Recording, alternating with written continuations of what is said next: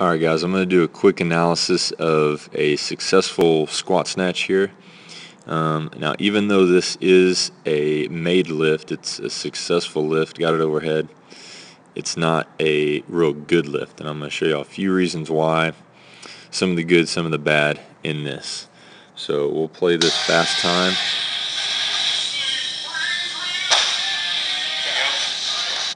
And standing up. Okay, so from the beginning, everything, as y'all know, starts in the setup.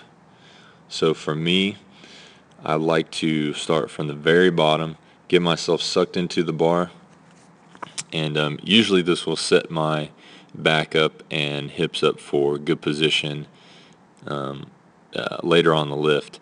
But recently I've had some trouble keeping my hips down, keeping them from shooting up in the air in that first part of the lift.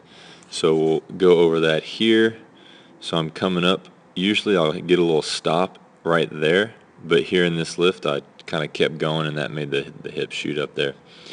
So you'll see usually I'd want to stop about right here and get set and really have a good flat back. You can see I'm already starting to round out a little bit there. So from there, my hips are actually shooting up out of that hole this way too much. So what happens there, the hips shot up, and that made the shoulders come forward in front of the bar. So again, shoulders are good right there, and now when my hips come up, boom, pushes the shoulders forward, and that's going to put me in a poor position to get this thing overhead. I've got to work harder now from this point on. Now, coming up, I did maintain that back. I didn't keep shooting up with the hips, so I guess that's a good point in this lift. Shins are back pretty good. Now this point is the point where you got to work a little bit harder because your shoulders are over the bar. So as you can see, shoulders are out here instead of back here over the bar. So now I'm pulling back, hips come open, I get pretty good extension here. That's probably what saved the lift for me. Now when I'm dropping down, coming back under contact with the bar at about parallel.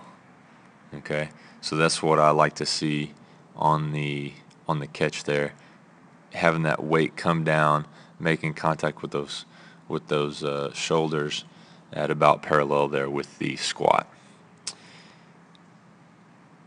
Drop down just a little bit more, and then finish out the overhead squat. Overhead squat for most everyone is not that big of a problem. Once you get that weight here, most of the time you'll be able to get it up pretty well.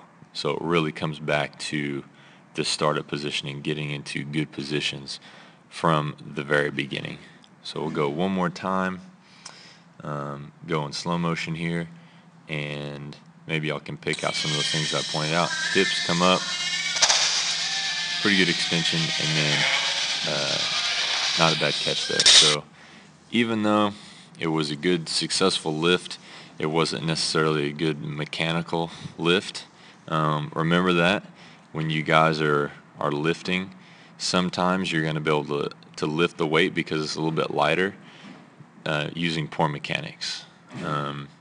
So you always want to have those mechanics on, because when you get to that heavier weight and you have poor form, then that will translate to that heavier weight. So that's all for this time.